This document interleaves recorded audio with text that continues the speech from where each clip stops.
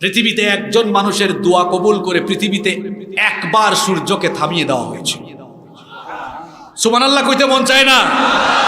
পৃথিবীতে একবার আল্লাহ সূর্যকে থামিয়ে দিয়েছিল। ইউশা বিন নুন দোয়া করেছেন, আল্লাহ তোমার ঘরকে কাফিরদের থেকে পুনরুদ্ধার করতে আমরা জিহাদের উদ্দেশ্যে এসেছি। সন্ধ্যা হয়ে যাচ্ছে, আমরা তোমার গোলাম, সূর্য তোমার গোলাম, সুতরাং সূর্যকে আদেশ করো সূর্য যেন থেমে যায়, সূর্য যেন থেমে যায়, আমরা যেন মসজিদে আকসাকে পুনরুদ্ধার করতে পারি। মুজাহিদদের এই তামান্না আল্লাহ কবুল করেছেন, সূর্যকে আল্লাহ থামিয়ে দিয়েছেন। সন্ধ্যা হওয়ার আগেই মুসলমানরা মসজিদে আকসা পুনরুদ্ধার করেছে। আল্লাহু আকবার। আল্লাহ মুসা নবীকে বললেন, ও নবী মুসা, তুমি তোমার উম্মত নিয়ে চলে যাও। ওই ফিলিস্তিনে মসজিদে আকসার আশেপাশের এলাকাটা দখল করে রেখেছে আমালেকা জালিম সম্প্রদায়। এখন যেমন ইসরায়েল, আমেরিকা, এরা যেমন পরাশক্তি, অস্ত্র শস্ত্র বেশি, সৈন্য বেশি, প্রযুক্তি তাদের ভালো, ওই সময় মুসা নবীর সময়ে দুনিয়াতে নাম্বার 1 পরাশক্তি ছিল আমালেকা সম্প্রদায়। সামরিক শক্তিতে তারা ছিল শক্তিশালী। মুসা নবীকে আল্লাহ বললেন, যাও আমালেকাদের বিরুদ্ধে জিহাদ করো, মসজিদে আকসা পুনরুদ্ধার করো। মুসা নবী বললেন, আল্লাহ হাউ ইজ ইট পসিবল, এটা কিভাবে সম্ভব? আমার এই উম্মত গুলো গরিব, ঠিক মতো খাইতে পারে না, খাবার দাবারই নাই, অস্ত্র শস্ত্র কিচ্ছু নাই, দুনিয়ার সুপার পাওয়ার আমালিকার সাথে কিভাবে আমরা গিয়ে জিহাদ করব? আল্লাহ বলেন, মুসা তুমি কেন ভয় পাও? বিজয় তো আমালিকাকে দিব না, ফেরেশতা পাঠায়া তোমার উম্মতকে আমি বিজয় দিব। শুনেন ঘটনাটা কোরআন থেকে শোনাই, সূরা মাঈদার 21 নম্বর আয়াত। মুসা নবী আল্লাহর কাছ থেকে এই আদেশ পাওয়ার পর তার উম্মতকে ডেকে বললেন, উম্মত শোনো। তিনি তার উম্মতকে বললেন, ইয়া কওমি দুখুলুল আরদাল মুকদ্দাসাতাল্লাতী কাতাবাল্লাহু লাকুম ওয়া লা তারতাদ্দু আলা আদবারিকুম ফাতানকালিবু খাসিরিন। মুসা নবী বললেন, হে আমার উম্মত, হে আমার সম্প্রদায়, শুনো, তোমরা এই পবিত্র ভূমিতে প্রবেশ করো আল্লাতী কাতাবাল্লাহু লাকুম, যার বিজয় আল্লাহ তোমাদেরকে লিখে দিয়েছেন। সুবহানাল্লাহ, বাসায় গিয়ে বলেন। আগেই বলে দিলেন বিজয়ের সুসংবাদ যেন ভয় না পায়, বললেন সুসংবাদ নাও, ওই মসজিদে আকসার তার আশপাশের এলাকার বিজয় আল্লাহ তোমাদেরকে দিবেন। চলো চলো চলো, জিহাদে চলো।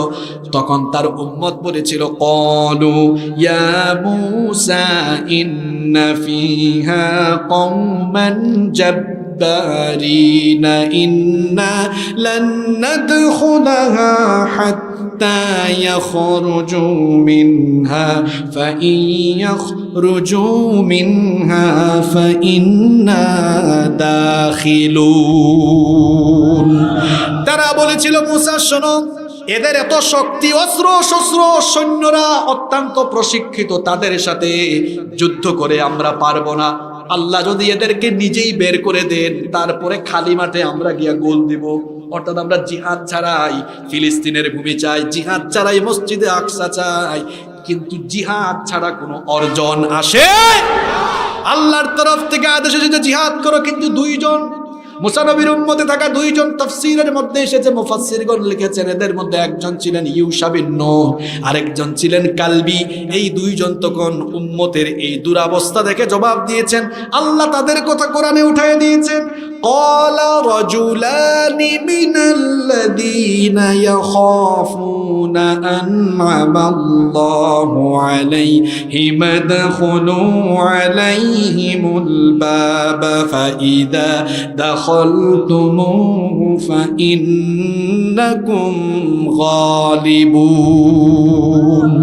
দুইজন বান্দা যাদের ভেতরে আল্লাহর ভয় ছিল, তারা বলেছিলেন, এমন কথা বলো না, আল্লাহ যেহেতু ওয়াদা দিয়েছেন, সুতরাং বিজয় যিনি দান করবেন তিনি কে?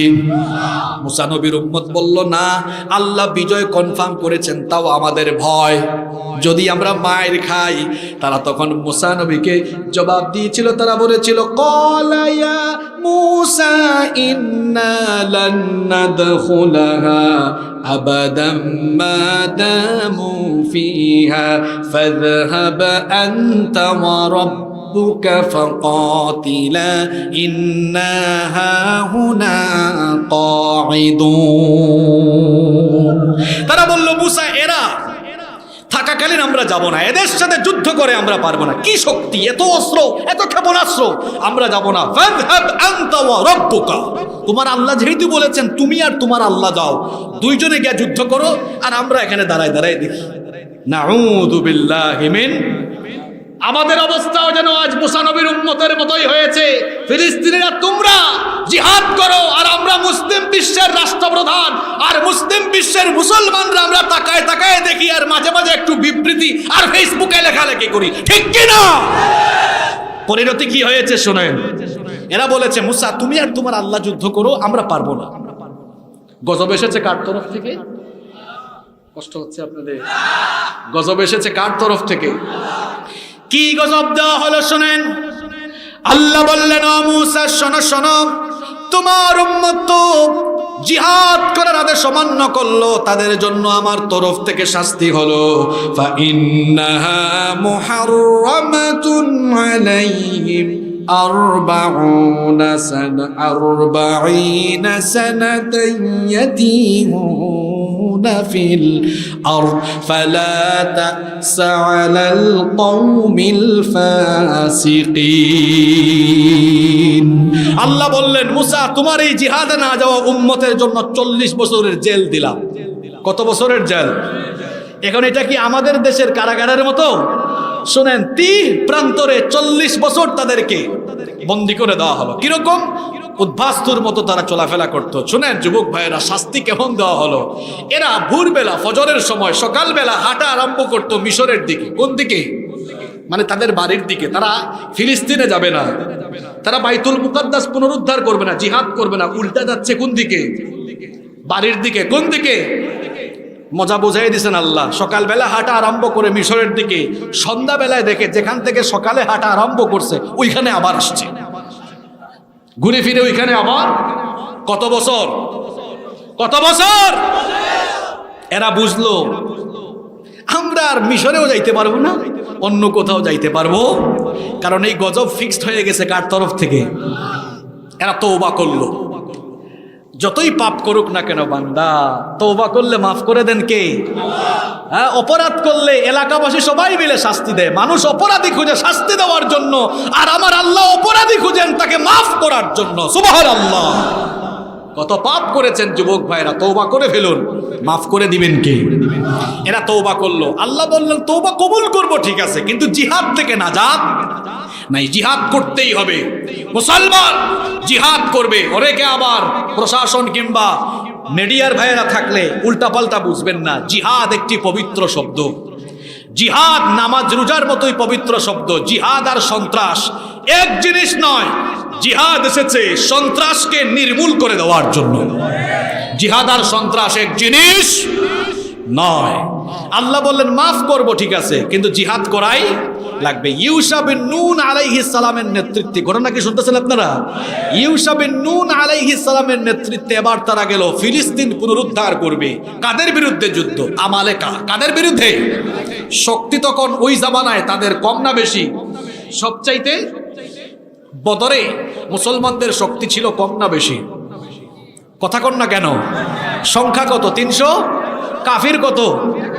কাফিররা পারছে? কাফিরদের অস্ত্র বেশি না কম? প্রশিক্ষিত সৈন্য কম না বেশি? মুসলমানের কিচ্ছু নাই, 313 জন। অনেকের পায়ে স্যান্ডেলও নাই, কাপড় চুপড়ও ঠিকঠাক নাই, একেবারে জরাজীর্ণ অবস্থা, দুর্বল, অস্ত্রশস্ত্রও নাই। কিন্তু আল্লাহ বলেছেন যাও নবী, ফেরেশতা পাঠাইয়া কাফেরদের উপর বিজয় দিব। সুবহানাল্লাহ। এজন্য বলেছি পৃথিবীতে মুসলমানের বিজয় এসেছে অস্ত্র দিয়ে নয়, ঈমান আর আল্লাহর সাহায্য দিয়ে, ঠিক কিনা? ইউশা বিন নুন গেলেন, যুদ্ধ আরম্ভ করলেন। যুদ্ধ করতে করতে করতে করতে বিজয়ের দ্বার প্রান্তে মুসলমানরা চলে আসছে। সুবহানাল্লাহ পড়েন। আমালেকারা অবাক, কি ব্যাপার, এদের অস্ত্র শস্ত্র নাই, তাও আমরা পরাজিত হয়ে যাচ্ছি কেন? তারা তাকায় দেখলো যুদ্ধের ময়দানে শুধুমাত্র মুসা নবীর উম্মতরাই না, ঝাঁকে ঝাঁকে আল্লাহ ফেরেশতা পাঠিয়েছেন বলে ফেরেশতাদের সাথে তারা কুলাতে পারছে না। আপনাদের কি মনে হয় আফগানিস্তান থেকে যে ব্রিটিশরা পালিয়ে গিয়েছে, এমনি এমনি পালায় যায় নাই। অনেক অস্ত্র শস্ত্র ছিল আফগানিদের কাছে, তো পায়ে অনেকের স্যান্ডেলও ছিল না, ঈমান নিয়ে দেশের জন্য দিনের জন্য লড়াই করেছে। ব্রিটিশরা পর্যন্ত তাদের দেশ থেকে পালিয়ে যেতে বাধ্য হয়েছে। ফিলিস্তিনিরা দেখায় দিয়েছে, আগে তারা পাথর নিক্ষেপ করে প্রতিহত করত, এখন যুগের পর যুগ ধরে মার খেতে খেতে এমন অস্ত্র বানিয়েছে। ইসরায়েলিরা তাদের প্রোটেকশনের জন্য আয়রন ডুম বানিয়েছে, আয়রন ডুম দিয়েও রক্ষা হয় নাই। ফিলিস্তিনিরা ইসরায়েলিদের উপর হামলা চালিয়ে দেখায় দিয়েছে মুসলমানরা আল্লাহ ছাড়া কাউকে ভয় পায় না। প্রিয় ভাইয়েরা,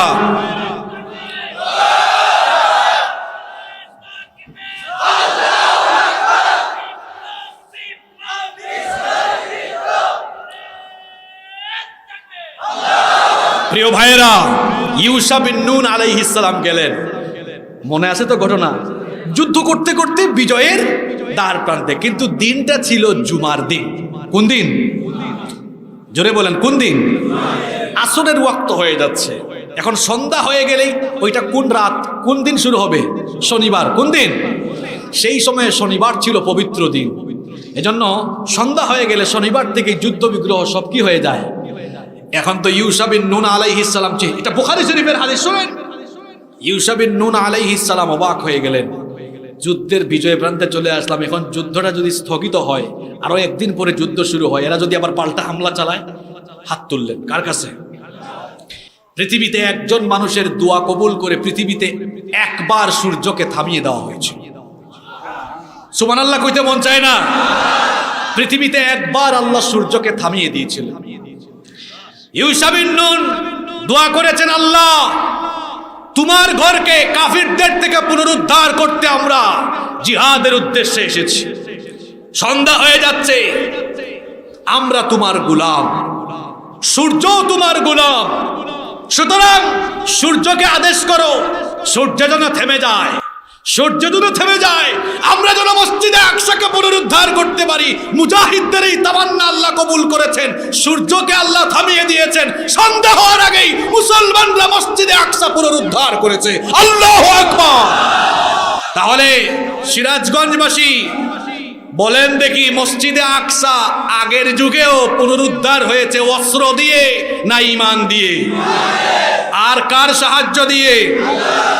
আল্লাহর কসম করে বলছি, ফিলিস্তিনে এখন যে জুলুম চলছে, নির্যাতন চলছে, এবং মসজিদে আকসাকে ইসরায়েলি ইহুদিরা যে দখল করে রেখেছে, তামাম দুনিয়ায় আমাদের সংখ্যা প্রায় 200 কোটি। তামাম দুনিয়ার 200 কোটি মুসলমানরা ঐক্যবদ্ধ হয়ে যদি একবার শুধু এদের বিরুদ্ধে কথা বলা আরম্ভ করে, আমার তো মনে হয় জিহাদ লাগবে না। মধ্যপ্রাচ্যের মুসলিম রাষ্ট্রগুলো একজোট হয়ে ইসরায়েলের বিরুদ্ধে কথা বললে ভূমধ্যসাগরে ইহুদিরা ভেসে যাবে। কিন্তু আজ দুঃখ লাগে, আফসোস লাগে, কাফির কাফির ভাই ভাই হয়ে গেছে, কিন্তু মুসলমানরা একজোট হতে পারছে। কাফির কাফির কেমনে ভাই ভাই হয়েছে? ইসরায়েলের ইহুদিদের পক্ষ নিয়েছে মার্কিন প্রেসিডেন্ট জো বাইডেন, রণতরী পাঠিয়েছে, সাহায্য করছে। ফ্রান্সের প্রেসিডেন্ট আরেক খবিশ, আরেক শয়তান, ইমানুয়েল ম্যাক্রো, তাদের পক্ষ নিয়েছে। কানাডার প্রেসিডেন্ট জাস্টিন ট্রুডো ইসরায়েলিদের পক্ষ নিয়েছে। আরেক বেটা, তার নিজের পায়ের তলায় জুতা, তার নিজের পায়ের তলায় মাটি নাই। ইউক্রেনের প্রেসিডেন্ট জেলেনস্কি, পুতিন বাবাজির গুতা খাইছে ভালো মতো, তার নিজের পায়ের তলায় মাটি নাই, সে বলেছে আমরা ইহুদিদের সাথে আছি। এই যে কাফির কাফির, জুড়ে বলতে হবে, কাফির কাফির, কাফির কাফির। আমাদের দেশের এক শায়েখ দেখলাম 3-4 দিন আগে আকীদা নিয়ে কথা বলতেছে। কি নিয়ে? আকীদা নিয়ে, সালাউদ্দিন আইয়ুবীর আকীদা নিয়ে। সালাউদ্দিন আইয়ুবীকে চিনেন আপনারা? সুলতান সালাউদ্দিন আইয়ুবী মসজিদে আকসাকে ক্রুসেডারদের থেকে তিনি পুনরুদ্ধার করেছেন। সুবহানাল্লাহ। তার আকীদা নিয়ে কথা বলছেন, ফিলিস্তিনিদের আকীদা নিয়ে কথা বলছেন। ওই যে কাজী নজরুল ইসলাম কবিতা লিখেছিলেন, কি জানি, বিবি তালাকের ফতোয়া খুঁজি না, বিশ্ব যখন এগিয়ে চলেছে আমরা তখন বসে বিবি তালাকের ফতোয়া খুঁজি, ফেকার কিতাব। আমাদের অবস্থা হয়েছে এমন, আমরা এখন চক্ষু বন্ধ করে অনেকে জিকির করছি, কেউ বা আবার আকীদার ক্লাস করাচ্ছি, আকীদা বুঝাচ্ছি, আর অন্যদিকে মুসলমানদের উপরে কারবালা চলছে। কিসের জিকির আর কিসের আকীদার বিতর্ক করেন? মুসলমানদের পক্ষে এখন দাঁড়িয়ে যাওয়া লাগবে, ঠিক কি না? কিসের জিকির আর ফিকির? এখন জিকির ফিকিরের টাইম নাই। তামাম দুনিয়ার মুসলমানদেরকে কাফেরদের বিরুদ্ধে এক হয়ে যাওয়ার সিদ্ধান্ত নিতে হবে, ঠিক কি না? আমাদের প্রিয় জায়গা ফিলিস্তিনে অবস্থিত মসজিদুল আকসা। এই মসজিদুল আকসাকে দখলদার জারজ রাষ্ট্র ইসরায়েলের বর্বর ইহুদিরা অবৈধভাবে দখল করে রেখে লক্ষ লক্ষ ফিলিস্তিনিকে যুগের পর যুগ ধরে তারা বাস্তুচ্যুত করে রেখেছে, ঠিক কিনা? এই ইসরায়েলের অসভ্য বর্বর ইহুদিদেরকে মার্কিন যুক্তরাষ্ট্র সহ তাদের পশ্চিমা সকল মিত্ররা ইসরায়েলিদেরকে বলছে সভ্য, আর ফিলিস্তিনি যারা স্বাধীনতার জন্য লড়াই করছে তাদেরকে বলছে সন্ত্রাসী। পশ্চিমাদের শেখানো সন্ত্রাসীর ডেফিনেশন আমরা গ্রহণ করি না, বরং প্রকৃত সন্ত্রাসী হলো তারা যারা জারজ রাষ্ট্রের জন্ম দিয়ে অবৈধভাবে ফিলিস্তিনের ভূমিকা দখল করেছে। অসভ্য ইসরায়েলিরা হচ্ছে প্রকৃত সন্ত্রাসী। মুসলমানরা সন্ত্রাসী জাতি নয়, মুসলমানরা শান্তির পক্ষে, শৃঙ্খলার পক্ষে, পৃথিবী থেকে সন্ত্রাসকে নির্মূল করেছে যুগে যুগে মুসলমানরা। ইসলাম কখনো সন্ত্রাসের কথা বলে না, কোরআন কখনো সন্ত্রাসের কথা বলে না, হাদিস কখনো সন্ত্রাসের কথা বলে না, বরং কোরআন সুন্নাহ সন্ত্রাসের বিপরীতে শান্তি এবং সমৃদ্ধির কথা বলে, ঠিক কিনা? আমরা মসজিদুল আকসার ব্যাপারে এত বেশি উৎসাহী কেন? মসজিদে আকসার ব্যাপারে মুসলমানদের এত আগ্রহ কেন? কেন এই পবিত্র ভূমিতে অবস্থিত মসজিদে আকসা নিয়ে গোটা বিশ্বের মুসলমানরা একই সুরে কথা বলে? এর কারণ হলো মসজিদুল আকসা এটি হচ্ছে সেই মসজিদ, যেই মসজিদ পৃথিবীর সূচনালগ্ন থেকে আজ পর্যন্ত বিভিন্ন কারণে তাৎপর্যপূর্ণ। অনেকগুলো কারণ আছে। আজকের আলোচনার শুরুতে আমি মসজিদুল আকসা মুসলমানদের কাছে গুরুত্বপূর্ণ হওয়ার 12টি কারণ কোরআন থেকে তুলে ধরব ইনশাআল্লাহ। এজন্য আজকে আমি খুতবার ভেতরে এমন একটি আয়াত তিলাওয়াত করেছি যে আয়াতের ভেতরে মসজিদুল আকসার কথা উল্লেখ করে দিয়েছেন কে? যুবক ভাইয়েরা, ছাত্র ভাইয়েরা, ভালো করে শুনেন। ফেসবুকে পড়ে আছেন আপনারা ইউটিউবিং এ, টিকটকে ব্যস্ত, অন্যদিকে মসজিদুল আকসা নিয়ে আপনি যুবক মানুষ, আপনার ভেতরে হাই হুতাশ নাই, আফসোস পর্যন্ত নাই। ইসরায়েলের বর্বর ইহুদিরা গত 24 ঘন্টা ধরে বিদ্যুৎ, পানি তো বন্ধ ছিল, এখন ইন্টারনেটও বন্ধ করে দিয়েছে। অর্থাৎ ইসরায়েলি ইহুদিরা ফিলিস্তিনে কি ধ্বংসযজ্ঞ চালাচ্ছে পৃথিবীর মানুষ এখন জানারও সুযোগ। আপনার হৃদয় কাঁদে না, একটু আফসোসও করে না? এটা কেমন মুসলমান আপনি? মুসলমান তো হচ্ছে আল মুমিনুনা কাল জাসাদিল ওয়াহিদ, মুসলমান হবে একই দেহের ন্যায়। আপনার শরীরে পায়ের মধ্যে আঘাত লাগলে সারা শরীরে যেমন ব্যথা অনুভূত হয়, ফিলিস্তিনি মুসলমান ফিলিস্তিনে নির্যাতিত হলে বাংলাদেশ থেকে আপনার বেদনা হতো। অন্তর যদি কাঁদে তাহলেই বোঝা যাবে আপনি প্রকৃত মুসলমান। মসজিদে আকসা কেন আমাদের কাছে এত গুরুত্বপূর্ণ? আজকে কয়টা কারণ আপনাদেরকে শোনাবো, জোরে বলতে হবে কয়টা। ছাত্র এবং যুবক ভাইয়ের কাজ হলো নোট করা, একদম নোট করে নিয়ে যাবেন। এরপরে আজকের আলোচনা শেষে প্রত্যেকেই ফেসবুকের টাইমলাইনে পোস্ট করবেন যে এই 12টা কারণে মসজিদে আকসা আমাদের কাছে গুরুত্বপূর্ণ, বাকিদের কাছে দাওয়াত পৌঁছে যাবে ইনশাআল্লাহ। নাম্বার 1 শুরু করছি আমরা। মসজিদুল আকসা এটি হচ্ছে দুনিয়ায় নির্মিত দ্বিতীয় মসজিদ। সুবহানাল্লাহ পড়বেন না? এই দুনিয়াতে নির্মিত যত মসজিদ আছে সিরিয়াল অনুযায়ী মসজিদে আকসা হচ্ছে দ্বিতীয় নির্মিত মসজিদ। তাহলে আপনাদের প্রশ্ন আসতে পারে, হুজুর তাহলে প্রথম কোন মসজিদ নির্মাণ হয়েছে? কোন মসজিদ দুনিয়ায় সর্বপ্রথম নির্মাণ হয়েছে সেটা আমরা আল্লাহর কিতাব কোরআন থেকে জেনে নিব। আল্লাহর আকাশের নিচে জমিনের উপরে কোন ঘরটাকে রব্বুল আলামিন সর্বপ্রথম বানিয়েছেন?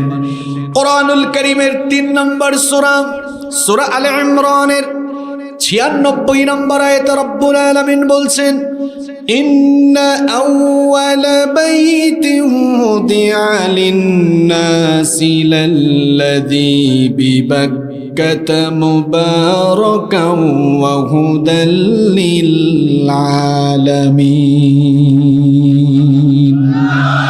আল্লাহ তাআলা বলছেন নিশ্চয়ই মানুষের জন্য প্রথম যে ঘর নির্মিত হয়েছে সেটা বাক্কায় অবস্থিত। মক্কার আগের নাম হচ্ছে বাক্কা। আপনারা যখন হজ কিংবা উমরা করতে যাবেন তখন দেখবেন মক্কায় অনেকগুলো হোটেল আছে, হোটেলের নাম হচ্ছে বাক্কা হোটেল। হোটেলকে আরবিতে বলা হয় ফন্দুক। দেখবেন অনেক জায়গায় লেখা আছে ফন্দুক বাক্কা। অনেক রেস্টুরেন্ট আছে, রেস্টুরেন্টের নাম হচ্ছে বাক্কা রেস্টুরেন্ট। রেস্টুরেন্টের আরবি হলো মাতাম, মাতাম বাক্কা। তাহলে মক্কার আর একটা নাম হচ্ছে, জোরে বলতে হবে, মক্কার আর একটা নাম হচ্ছে। রব্বুল আলামিন বলছেন ইন্না আউওয়ালা বাইতিন উদিআ লিন-নাস, নিশ্চয়ই মানুষের জন্য প্রথম যে ঘর বানানো হয়েছে লাল্লাযী বিবাক্কা, সেটা বাক্কা অর্থাৎ মক্কা নগরীতে অবস্থিত। আর ওই ঘরটাকে রব্বুল আলামিন কেমন বানিয়েছেন আল্লাহ তাআলা বলছেন লাল্লাযী বিবাক্কাতা মুবারাকাও ওয়া হুদাল লিল আলামিন। আল্লাহ তাআলা বলছেন ওই ঘরটাকে আমি तमाम বিশ্ববাসীর জন্য হেদায়েতের কেন্দ্রস্থল বানিয়েছি। আল্লাহু আকবার। তাহলে আমরা আল্লাহর কিতাব কোরআন থেকে জানতে পারলাম আসমানের নিচে জমিনের উপরে সর্বপ্রথম যে ঘর নির্মাণ করা হয়েছে ওটা মানুষের ঘর না। ওই ঘরটা কার? আরো জোরে বলেন কার? এই জন্য ওই ঘরের একটা নাম হচ্ছে বাইতুল্লাহ। ওই ঘরের একটা নাম হচ্ছে বাইতুল্লাহ। তাহলে আসমানের নিচে দুনিয়া জমিনের উপরে সর্বপ্রথম যে ঘর নির্মাণ হয়েছে সেটা হচ্ছে আল্লাহর ঘর, সেটা হচ্ছে আল কাবা আল মুশাররাফা। এটা হচ্ছে দুনিয়ার জমিনে প্রথম নির্মিত ঘর। আর ওই মসজিদটা আল্লাহর ঘরের চারপাশে যে আঙিনা, ওই আঙিনায় যে মসজিদটা আছে ওই পুরো আঙিনার নাম হচ্ছে আল মসজিদুল হারাম। সবাই বলেন আল মসজিদুল হারাম। তাহলে আমরা আল্লাহর কোরআন থেকে জানলাম দুনিয়ায় সর্বপ্রথম যে মসজিদ নির্মাণ হয়েছে ওইটা আমাদের সিরাজগঞ্জের কোনো মসজিদ না, ওইটা হচ্ছে মসজিদুল হারাম। এরপরে মসজিদে হারাম প্রতিষ্ঠা হওয়ার পরে, ভিত্তি প্রস্তর স্থাপন হওয়ার পরে দুনিয়ায় কোন মসজিদ নির্মাণ হয়েছে আমি আপনাদেরকে হাদিস থেকে সেটা শোনাই। বুখারী এবং মুসলিম শরীফের মধ্যে হাদিস বর্ণিত হয়েছে। হাদিস বর্ণনাকারী সাহাবীর নাম হচ্ছে আবু যার গিফারী রাদিয়াল্লাহু আন। তিনি বলছেন আমি একদিন নবীজির কাছে গিয়ে জানতে চাইলাম, আমি নবীজিকে জিজ্ঞেস করলাম ইয়া রাসূলুল্লাহি, পড়েন সাল্লাল্লাহু আলাইহি ওয়াসাল্লাম, আইয়ু মসজিদিন উদিআ ফিল আরদি আউওয়ালা, সর্বপ্রথম কোন মসজিদ দুনিয়ায় বানানো হয়েছে? নবীজি বললেন আল মসজিদুল হারাম, মসজিদে হারাম। বর্ণনাকারী সাহাবী বলছেন আমি নবীজিকে জিজ্ঞেস করলাম সুম্মা আই, এরপরে কোন মসজিদ নির্মাণ হয়েছে? নবীজি বললেন আল মসজিদুল আকসা, মসজিদে আকসা। সাহাবী জিজ্ঞেস করলেন ওগো আল্লাহর নবী, প্রথম মসজিদ মসজিদে হারাম নির্মাণের পরে মসজিদে আকসা নির্মাণ হয়েছে, কাম কানা বাইনাহুমা, এই দুই মসজিদ নির্মাণের মাঝখানে কেমন ব্যবধান ছিল, কত দিন বা কত বছরের ব্যবধান ছিল? নবীজি জবাব দিলেন আরবাউনা সানা, 40 বছরের ব্যবধান ছিল। তার মানে হলো মসজিদে হারামের ভিত্তি প্রস্তর স্থাপনের পরে মসজিদে আকসা 40 বছর পরে প্রতিষ্ঠা হয়েছে। সুবহানাল্লাহ। তাহলে প্রথম পয়েন্ট আমরা জানলাম। আব্বাজানরা, ভাইজানরা সবাই বলেন মসজিদে আকসা এটা দুনিয়ায় নির্মিত কততম মসজিদ? ওই পিছন থেকে তো আওয়াজ পাওয়া যায় না, কততম? দ্বিতীয়তম। মনে থাকবে তো ইনশাআল্লাহ। নাম্বার 2, 2 নম্বর হলো কেন মসজিদে আকসা আমাদের কাছে এত গুরুত্বপূর্ণ?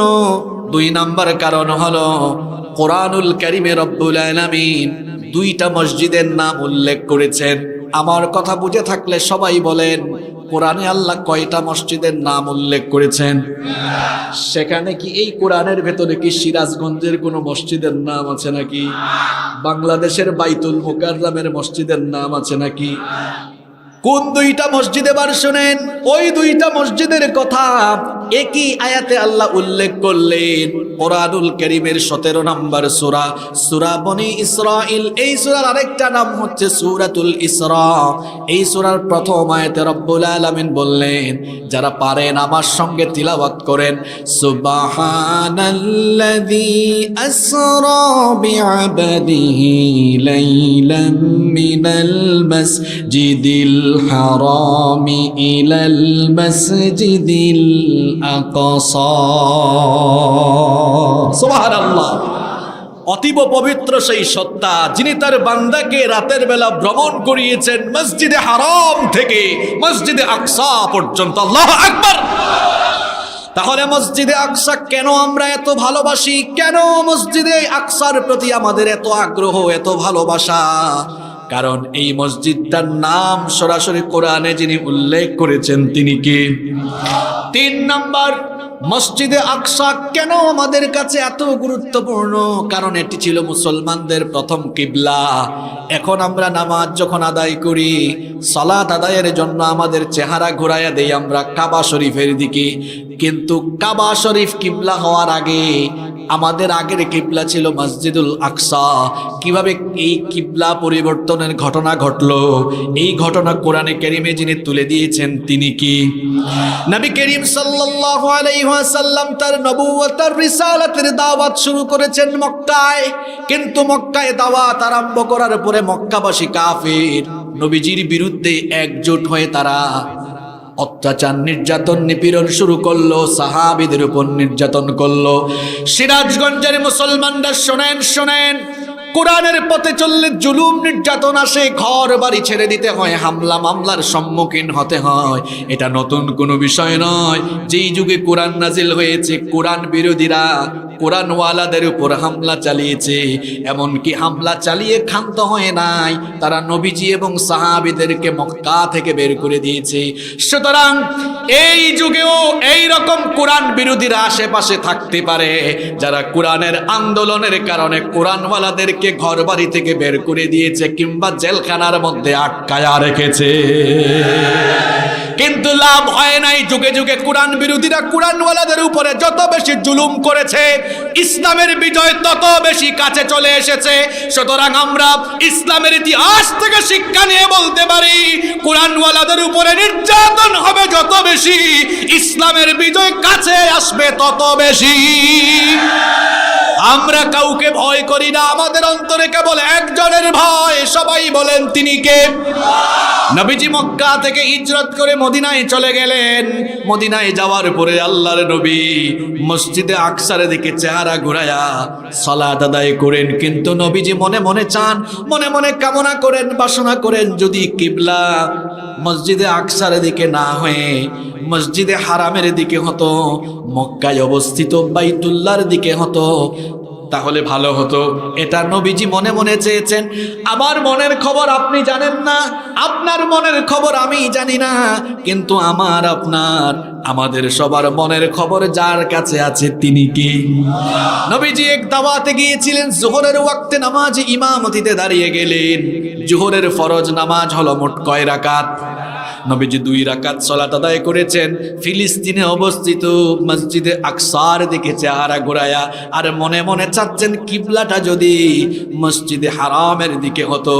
এই যে নবীজি মনে মনে চাচ্ছেন, আল্লাহ সেটা বুঝে ফেললেন, আয়াত নাজিল করে দিলেন নামাজের ভেতরেই, قد نرى تقلب وجهك في السماء। ও নবী বারবার আকাশের পানে তাকিয়ে মনে মনে কি চাইছেন সব আমি জানি, আপনার মনের বাসনা আমি পূরণ করে দিলাম। ফালানুওয়াল্লিয়ান্নাকা কিবলাতান তারদাহা ফাওয়াল্লি ওয়াজহাকা শাতরাল মাসজিদিল হারাম। আপনার মনের আশা আমি পূরণ করে দিলাম, এক্ষুনি চেহারা বাইতুল মুকাদ্দাস থেকে ঘুরায়া বাইতুল্লাহর দিকে করে নেন। আল্লাহু আকবার। সুতরাং ইসরায়েলের বর্বর ইহুদি সহ পশ্চিমা বিশ্বের সকল কুফফার শক্তিকে বলতে চাই, আমাদের এই প্রাণের স্পন্দন পূর্ববর্তী কিবলার 1 ইঞ্চি জমিও তোমরা কেড়ে নিতে পারবে না ইনশাআল্লাহ। প্রিয় সিরাজগঞ্জবাসী, বলছিলাম ফিলিস্তিনের মসজিদে আকসার প্রতি আমাদের এত আগ্রহ কেন? কয়টা পয়েন্ট বলেছি? জোরে বলেন কয়টা? নাম্বার 4, 4 নাম্বার হলো এই মসজিদে আকসা, এই মসজিদটি হলো মেরাজের রাতে নবীজির বিরতি স্থল। উত্তরবঙ্গ থেকে, রাজশাহী থেকে যত বাস ঢাকায় যায়, আপনাদের সিরাজগঞ্জে এসে কিন্তু একটা বিরতি দেওয়া লাগে। ঢাকায় যাওয়ার জন্য যেমন সিরাজগঞ্জে এসে থামাই লাগে, আপনারা কিন্তু ফিলিস্তিনের মতো, তবে আপনারা ফিলিস্তিনের মতো নির্যাতিত না। আমি বুঝাচ্ছি আর কি, ফিলিস্তিনিদের মতো মানে বললাম এই কারণে, নবীজি মেরাজে গিয়েছেন, মসজিদে হারাম থেকে শুরু হয়েছে, মসজিদে আকসা এসে একটা ব্রেক, একটা বিরতি, নামাজে বিরতি, বিরতির স্থল, এতটুকুকে বলে ইসরা, নৈশ ভ্রমণ। আর মসজিদে আকসা থেকে ঊর্ধ্বাকাশে ভ্রমণ, এটাকে বলে উরুজ বা মেরাজ। এটাকে বলে কি? মেরাজ। এই যে নবীজি মসজিদে হারাম থেকে মসজিদে আকসায় আসলেন, এই মসজিদে আকসাকে আবার আল্লাহ কোরআনে বরকতময় বললেন। আল্লাহ তাআলা কোরআনে বললেন, আল্লাযী বারাকনা হাওলাহু লিনুরিয়াহু মিন আয়াতিনা ইন্নাহু হুয়াস সামিউল বাসীর। কোরআনের মোট 5 জায়গায় আল্লাহ তাআলা ফিলিস্তিনের আশপাশের অঞ্চলকে আল আরদুল মুকাদ্দাসা, পবিত্র ভূমি বলেছেন, এটাকে বরকতময় ভূমি বলেছেন। সুবহানাল্লাহ। এটা বিরতি স্থল, এখানে নবীজি বিরতি দিয়েছেন, এখানে বিরতি দিয়েছেন। নাম্বার 5 নাম্বার হচ্ছে এই মসজিদে নবীজি সকল নবী রাসূলদের উপস্থিতিতে নামাজের ইমামতি করেছেন। সুবহানাল্লাহ কি বাড়িতে গিয়ে বলবেন নাকি? আল্লাহর নবী মসজিদে আকসায় মেরাজের রাতে আসলেন, যখন মসজিদে ঢুকলেন জিবরিল বললেন, ওগো আল্লাহর হাবিব, পৃথিবীর প্রথম নবী, সব মানুষের বাপ, প্রথম নবী আদম আলাইহিস সালাম থেকে নিয়ে আপনার আগের নবী ঈসা ইবনে মারইয়াম পর্যন্ত সবাইকে আল্লাহ এখানে আপনার সম্মানে সমবেত করেছেন। নবীজি জানতে চাইলেন কেন আল্লাহ সমবেত করলেন? জিবরিল বললেন, এখন আপনি সালাত আদায় হবে। কেন হয়েছে বুঝাই দিচ্ছি, নামাজ আদায় হবে। আজকের এই নামাজে সবার বাবা আদম ইমাম হবেন না, জাতির পিতা ইব্রাহিম ইমাম হবেন না, উলুল আজমি মিনার রাসূল মুসা আলাইহিস সালাম ইমাম হবেন না, সাইয়েদনা ঈসা রূহুল্লাহ ইমাম হবেন না। আল্লাহ তাআলা চাইছেন সব নবী রাসূলদের উপস্থিতিতে আপনি আখেরি নবী, আপনাকে আল্লাহ নামাজের ইমাম এজন্য বানাতে চান। আল্লাহ তাআলা দুনিয়ার প্রথম থেকে আপনার আগের নবী পর্যন্ত সকল নবী রাসূলদের ইমামুল মুরসালিন, ইমাম আল্লাহ আপনাকে বানাতে চান। তাহলে নবীজিকে সকল নবী রাসূলদের ইমাম বানিয়ে দেওয়া হয়েছে। যেই মসজিদে নামাজ আদায় করি সেই মসজিদের নাম হলো মসজিদুল, আরো জোরে বলেন মসজিদুল। নাম্বার 6 নম্বর হলো 3টা মসজিদে ইবাদতের উদ্দেশ্যে সফর করা যায়। নবীজি বলেছেন, এই হাদিসটি বুখারী এবং মুসলিম শরীফে বর্ণিত হয়েছে। সাইয়্যিদুল মুহাদ্দিসিন, সর্বাধিক হাদিস বর্ণনাকারী সাহাবী আবু হুরায়রা রাদিয়াল্লাহু আনহু হাদিসটি বর্ণনা করেছেন। তিনি বলেছেন, নবী করিম সাল্লাল্লাহু আলাইহি ওয়াসাল্লাম বলেছেন, লা তাশুদ্দুর রিহালু ইল্লা ইলা 3 মাসাজিদ। 3টি মসজিদ ছাড়া অন্য কোন মসজিদের উদ্দেশ্যে, ইবাদতের উদ্দেশ্যে যাওয়া যায় না। 1 নাম্বার হচ্ছে মসজিদুল হারাম, 2 নাম্বার হচ্ছে মসজিদুন নববী, নবীজির মসজিদ যেটাকে আমরা বলি মসজিদে নববী, 3 নাম্বার হচ্ছে আল মসজিদুল আকসা, মসজিদে আকসা। এই 3 মসজিদে ইবাদতের উদ্দেশ্যে যাওয়া যায়। অন্যান্য মসজিদগুলোতে ড্রয়িং আনার জন্য, ডিজাইন আনার জন্য যেতে পারেন, কোনো অসুবিধা নেই। তাহলে মসজিদে আকসা হলো সেই গুরুত্বপূর্ণ মসজিদ যেখানে ইবাদতের উদ্দেশ্যে সফর করা যায়। কিন্তু দুর্ভাগ্য মুসলমানদের জন্য, মুসলমানরা মক্কায় যেতে পারে, মদিনায় যেতে পারে, কিন্তু মসজিদে আকসায় আমরা যাওয়া তো দূরের কথা, ফিলিস্তিনিরাই ঠিকঠাক মতো ঢুকতে পারে। তবে আমরা বলবো অচিরেই বিশ্বের মুসলমান ঐক্যবদ্ধ হয়ে মসজিদে আকসাকে মুক্ত করে, পুনরুদ্ধার করে আমরা সেখানে মনের স্বাদ মিটিয়ে সালাত আদায় করব ইনশাআল্লাহ। সম্মানিত উপস্থিতি, প্রিয় সিরাজগঞ্জবাসী, 7 নম্বর পয়েন্ট বলছি, মসজিদে আকসা কেন গুরুত্বপূর্ণ।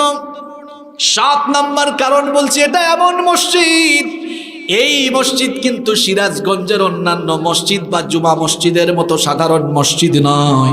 3টা মসজিদে নামাজের সওয়াব অনেক বেশি। যেমন নামাজ আদায় করা, নামাজ ফরজ করা হয়েছে জামাতের সঙ্গে, একাকী নামাজ আদায়ের চাইতে জামাতে নামাজ আদায় করলে কত গুণ সওয়াব বেশি? মাশাআল্লাহ, সব জানেন আপনারা কত গুণ? 27 গুণ সওয়াব বেশি। কিন্তু কেউ যদি বাইতুল্লাহর মসজিদে হারামে 1 রাকাত নামাজ আদায় করে রব্বুল আলামিন 1 রাকাতের বিনিময়ে 1 লক্ষ রাকাতের সওয়াব দান করে দিবেন। আর নবীজির মসজিদ, মসজিদে হারাম, মসজিদে নববী, মসজিদে নববীতে কেউ যদি নামাজ আদায় করে, কোন রিওয়ায়াতে এসেছে 50,000 রাকাতের সওয়াব দেওয়া হবে। আবার কোন বর্ণনায় এসেছে 1000 রাকাতের সওয়াব দেওয়া হবে। মক্কা মদিনায় নামাজ পড়েছেন কারা কারা একটু হাত তুলেন। মাশাআল্লাহ, অনেকে আছেন, হাত নামান। আল্লাহ তাকিয়ে দেখো তোমার কত বান্দা এখনো যেতে পারে নাই। আল্লাহ যারা তোমার ঘরের মেহমান হয়নি, তুমি তোমার খাস রহমত দিয়ে সবাইকে তোমার ঘরের মেহমান বানিয়ে দাও। এত আস্তে আমিন বললেন? আপনারা কি মসজিদে হারামে নবীজির রওজা শরীফের কাছে যেতে চান না? কারা কারা যেতে চান আল্লাহ তাআলাকে দেখায় দেন। আল্লাহ সবার হাতগুলোকে, মনোবাসনাকে কবুল করে নাও, বলে না আমিন। হাতগুলো নামান। মসজিদে হারামে নামাজের সওয়াব বলেছি, মসজিদে নববীতে নামাজের সওয়াব বলেছি। 3 নাম্বার হলো মসজিদে আকসা। এই মসজিদে যে 1 রাকাত নামাজ আদায় করবে, কোন হাদিসে এসেছে 500 রাকাতের সমান সওয়াব দেওয়া হবে।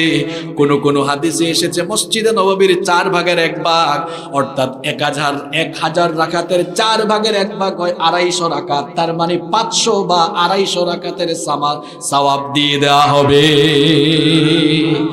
কেন মসজিদে আকসা আমাদের কাছে এত গুরুত্বপূর্ণ? ছাত্র ভাইয়েরা, যুবক ভাইয়েরা, বুঝতে পারছেন তো আপনারা?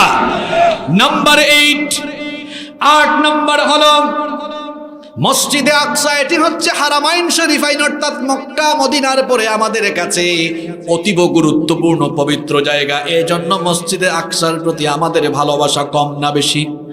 আরো জোরে বলেন, কম না বেশি? নাম্বার 9 নাম্বার হচ্ছে এই মসজিদে আকসা।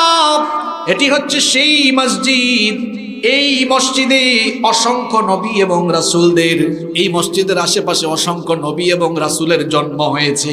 হাজার হাজার নবী রাসূলের জন্ম হয়েছে এই আরদুল মুকাদ্দাসায়। যেমন এখানে এসেছেন, এখানেই জন্ম নিয়েছেন জাতির পিতা। আমাদের জাতির পিতাকে তিনি কি নিজে নিজে জাতির পিতা দাবি করেছেন নাকি? আল্লাহ তাআলা কোরআনে বলেছেন, মিল্লাত আবিকুম ইব্রাহিম। আল্লাহ বলছেন আমি তোমাদের জাতির পিতা বানালাম ইব্রাহিম আলাইহিস সালামকে। আর জাতির পিতা তিনি এমনি হন নাই। জাতির পিতা হওয়ার জন্য আগুনের কুণ্ডলিতে তাকে পরীক্ষা দেওয়া লাগছে, ঠিক কিনা? এমনি জাতির পিতা হন নাই। ইমানের পরীক্ষা দেওয়ার কারণে নমরুদ তাকে অগ্নিকুণ্ডে নিক্ষিপ্ত করেছে। ইমানের পরীক্ষা অনেক বেশি দিয়েছেন। আল্লাহ তাআলা ইব্রাহিম আলাইহিস সালামকে ওই মসজিদে আকসার আশেপাশেই পাঠিয়েছেন। এরপরে সেখানেই জন্ম হয়েছে সাইয়েদনা ইয়াকুব আলাইহিস সালামের। এখানে এসেছেন সাইয়েদনা দাউদ আলাইহিস সালাম, তার ছেলে সুলাইমান আলাইহিস সালাম। মুসা নবীর জন্ম ফিলিস্তিনের আশেপাশে হয় নাই, কিন্তু এখানেই হিজরত করে শেষে এসেছিলেন এবং তার কবর এই বাইতুল মুকাদ্দাসের আশেপাশে আছে না নাই? এইভাবে করে হাজার হাজার নবী রাসূলের আগমনের স্থান হলো এই মসজিদে আকসার আশপাশের এলাকা। এই জন্য মসজিদে আকসার প্রতি আমাদের ভালোবাসা কম না বেশি? নাম্বার 10 নাম্বার হচ্ছে এই মসজিদকে আমরা এজন্যই ভালোবাসি কারণ এই মসজিদে আকসার আশপাশ থেকেই নবুয়তের দাওয়াত গোটা পৃথিবীব্যাপী ছড়িয়ে গিয়েছে। নাম্বার 11 নাম্বার হচ্ছে এটি সেই মসজিদ, এই মসজিদের ভিত্তি স্থাপন দুনিয়ার সাধারণ কোনো মানুষ করে নাই। এই যে আপনাদের এলাকায় একটা মসজিদ হয়েছে, আরো সামনে হবে অনেকগুলো ইনশাআল্লাহ। আমরা মসজিদের ভিত্তিপ্রস্তর স্থাপন করি। এই যে দুনিয়ার প্রথম মসজিদ মসজিদে হারাম, এটার ভিত্তিপ্রস্তর মানুষের হাত দিয়ে হয় নাই, বরং মসজিদে হারামের ভিত্তিপ্রস্তর আল্লাহ ফেরেশতাদের মাধ্যমে স্থাপন করিয়েছেন। এরপরে সাইয়েদনা ইব্রাহিম আলাইহিস সালামকে আল্লাহ আদেশ দিয়েছিলেন আল্লাহ জায়গাটা দেখায় দিয়েছিলেন, এখানেই পুনর্নির্মাণ করো। তিনি তার ছেলেকে নিয়ে বাপ বেটা দুজন মিলে কাবা শরীফের মসজিদে হারামের কাবা ঘরের রিকনস্ট্রাকশন পুনর্নির্মাণের কাজ তারা করেছিলেন। তাহলে আল্লাহর ঘরের নির্মাণ পুনর্নির্মাণ বললাম, এবার আসেন মসজিদে আকসা। এটার ভিত্তিপ্রস্তর স্থাপন হয়েছে মসজিদে হারামের 40 বছর পরে। আর আল্লাহ তাআলা ওই মসজিদের ভিত্তিপ্রস্তর স্থাপন করিয়েছেন আমাদের বাপ দিয়ে, সাইয়েদিনা আদম আলাইহিস সালামের হাত দিয়ে এই মসজিদের ভিত্তিপ্রস্তর স্থাপন হয়েছে। এরপরে পুনর্নির্মাণ হয়েছে বিভিন্ন যুগে, সুলাইমান আলাইহিস সালামের যুগেও পুনর্নির্মাণ হয়েছে। নাম্বার 12 12 নম্বর হচ্ছে এই মসজিদ কেন গুরুত্বপূর্ণ শোনেন বাবাজানরা, ভাইজানরা। এই যে আপনাদের এলাকায় এখন যে মসজিদটা হচ্ছে, এই মসজিদের মিস্ত্রি এরা সবাই বাংলাদেশি এবং এরা সবাই কি মানুষ। এরা সবাই কি মসজিদে আকসার মিস্ত্রি শুধু মানুষ না, সুলাইমান নবীকে আল্লাহ তাআলা এমন এক পাওয়ার দিয়েছেন, মানুষও শাসন করতেন, জিনও শাসন করতেন। তিনি মসজিদে আকসার পুনর্নির্মাণের জন্য জিন জাতির মাধ্যমে সাগরের তলদেশ থেকে মণিমুক্তা এবং মহামূল্যবান জিনিসপত্র আনিয়ে জিনদেরকে দিয়ে মসজিদে আকসার পুনর্নির্মাণ করেছেন। আল্লাহু আকবার। এই জন্য এই মসজিদে আকসা আমাদের কাছে গুরুত্বপূর্ণ, কম না বেশি? কয়টা কারণ বলেছি বাবাজান, ভাইজানরা, কষ্ট হচ্ছে আপনাদের? এবার আসেন, এই মসজিদে আকসা কয়েক যুগ ধরে ইসরায়েলের বর্বর ইহুদিরা দখল করে রেখেছে, দখল করে রেখেছে। মুসলমানদেরকে সালাত আদায় করতে দেয় না। গত কয়েক যুগে বহুবার তারা নামাজরত মুসল্লিদের উপরে হামলা চালিয়েছে। অনেকেই বলছেন ইসরায়েল তো সামরিক শক্তিতে অনেক এগিয়ে, ফিলিস্তিনিরা কিভাবে তাদের থেকে মসজিদে আকসা পুনরুদ্ধার করবে? কিংবা মুসলমানরা যদি সারা বিশ্বের মুসলিম প্রায় 200 কোটি মুসলমান ঐক্যবদ্ধ হয়, কিভাবে ইসরায়েলের সাথে পারবে? কারণ ইসরায়েলকে সহযোগিতা করে সরাসরি আমেরিকা। তাহলে কিভাবে পারবে? শোনেন, আমরা কখনো সংখ্যা দিয়ে আর অস্ত্র দিয়ে বিজয় আনি নাই। ইসলামের ইতিহাস পড়ে দেখেন, সবগুলো বিজয় এসেছে ঈমান আর আল্লাহর সাহায্য দিয়ে, ঠিক কি না? এবার আপনাদেরকে কুরআন থেকে একটা ঘটনা শোনাবো। আপনারা কি ঘটনা শোনার জন্য রেডি? ঘটনা শুনতে হলে তো ব্রেইন একটু শার্প থাকা লাগবে। আপনারা কি ক্লান্ত হয়ে গেছেন? পিছনের ভাইরা কি ক্লান্ত হয়ে গেছেন? একটা কিচ্ছা শোনাবো, একটা ঘটনা শোনাবো। এই ঘটনা দিয়ে আপনাদেরকে যে জিনিসটা বোঝাতে চাইবো সেটা হলো, এই আজকের যুগে না, এখন তো 2023 সাল, এখন মনে করছি যে এদের থেকে আমরা কিভাবে মসজিদে আকসা উদ্ধার করব। শুনেন, পৃথিবীর পূর্বের ইতিহাস শুনেন। কয়েক হাজার বছর আগের একটা ঘটনা শোনাবো।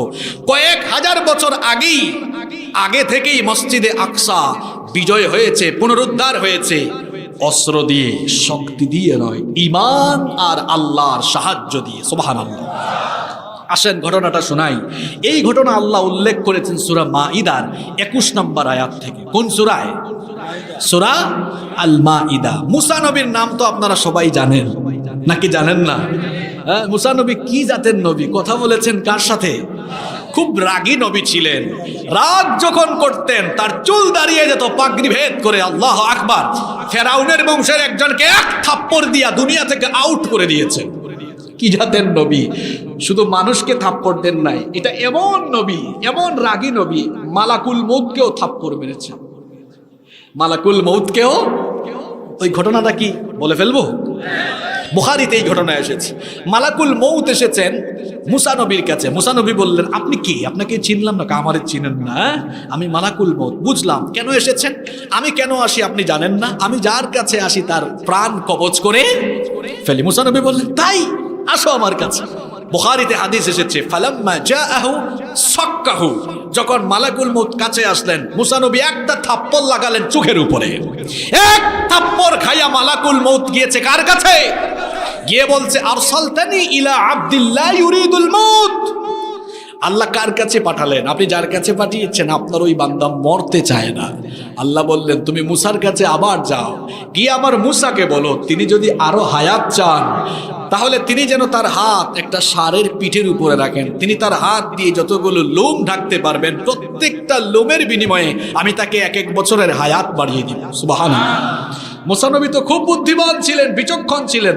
মালাকুল মউতকে জিজ্ঞেস করলেন, বুঝলাম আমার হায়াত বাড়বে, কিন্তু ওই হায়াত যখন ফুরিয়ে যাবে তখন কি হবে? মালাকুল মউত বললেন, তখন আল্লাহর কাছে আপনাকে চলে যেতেই হবে। তিনি বললেন, অসুবিধা নাই, তাহলে এক্ষুনি আমার রূহ কবজ করো, আমি আমার মালিকের দিদার লাভ করতে চাই। সুবহানাল্লাহ। সেই মুসা নবীর ঘটনা বলছে, শুনেন। বাইতুল মুকাদ্দাস পুনরুদ্ধার অস্ত্র দিয়ে হয় নাই, শক্তি দিয়ে হয় নাই, হয়েছে ঈমান আর কার সাহায্য দিয়ে?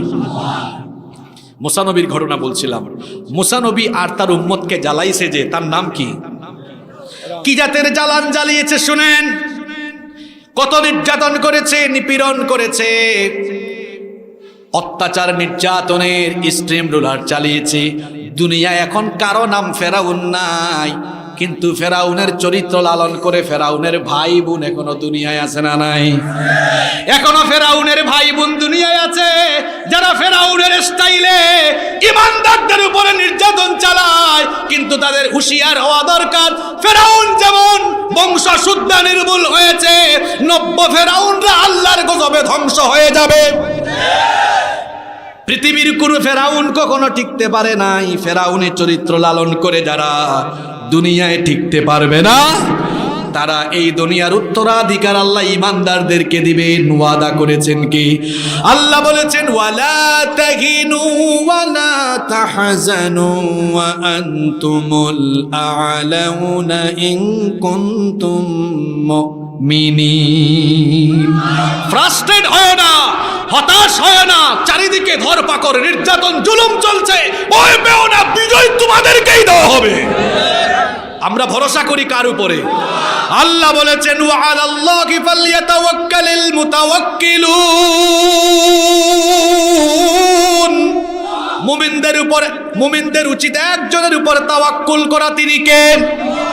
শুনেন, মুসা নবী আর তার উম্মতকে যখন ফেরাউন অতিমাত্রায় জুলুম আরম্ভ করলো, আল্লাহ মুসা নবীকে বললেন, মুসা তোমার উম্মত নিয়ে তুমি মিশর ছেড়ে চলে যাও।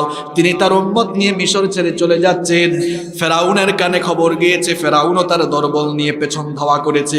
মুসা নবী তার উম্মত নিয়ে যখন সাগরের সামনে চলে গেলেন, লোহিত সাগর, উম্মত বলল, সামনে গেলেও মরবো, পিছনে গেলেও মরবো। মুসা নবী বললেন, না, আমাদেরকে বাঁচাবেন কি? সাগরের মাঝখান দিয়ে আল্লাহ রাস্তা তৈরি করে দিলেন। মুসা নবী উম্মত নিয়ে পার হয়ে গেলেন।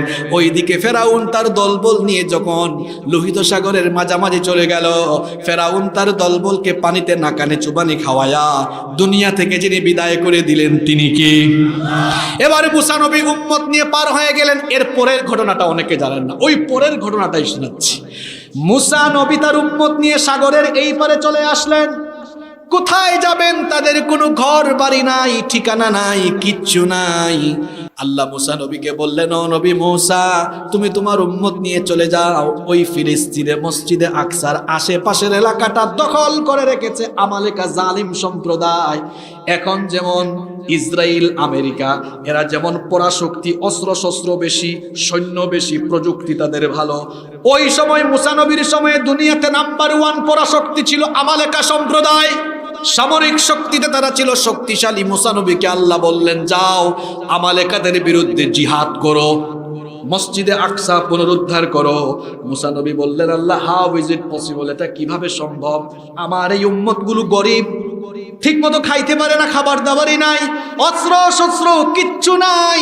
দুনিয়ার সুপার পাওয়ার আমালিকার সাথে কিভাবে আমরা গিয়ে জিহাদ করব? আল্লাহ বলেন, মুসা তুমি কেন ভয় পাও? বিজয় তো আমালিকাকে দিব না, ফেরেশতা পাঠাইয়া তোমার উম্মতকে আমি বিজয় দিব। শুনেন, ঘটনাটা কোরআন থেকে শোনাই, সূরা মাঈদার 21 নম্বর আয়াত। মুসা নবী আল্লাহর কাছ থেকে এই আদেশ পাওয়ার পর তার উম্মতকে ডেকে বললেন, উম্মত শোনো। তিনি তার উম্মতকে বললেন, ইয়া কওমি দুখুলুল আরদাল মুকদ্দাসাতাল্লাতী কাতাবাল্লাহু লাকুম ওয়া লা তারতাদ্দু আলা আদবারিকুম ফাতানকালিবু খাসিরিন।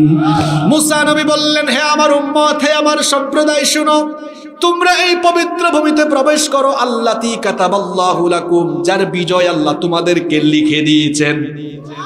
সুবহানাল্লাহ, বাসায় গিয়ে বলিয়েন, আগেই বলে দিলেন বিজয়ের সুসংবাদ যেন ভয় না পায়, বললেন সুসংবাদ নাও, ওই মসজিদে আকসার তার আশপাশের এলাকার বিজয় আল্লাহ তোমাদেরকে দিবেন, চলো চলো চলো জিহাদে চলো।